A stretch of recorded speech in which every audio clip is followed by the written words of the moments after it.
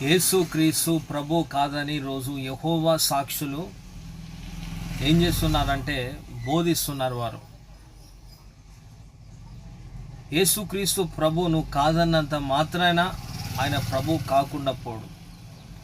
యెహోవా సాక్షులు బైబిల్ చదవరు, వాక్యాన్ని వారు ధ్యానం చేసేంత సత్తా వాళ్ళకి లేదు. ఎందుకంటే దేవుడే వారి మనోనేత్రాలు మూసివేసిండు. యెహోవా సాక్షుల మాట వింటే మీరు ఖచ్చితంగా నరకానికి వెళ్ళిపోతారు.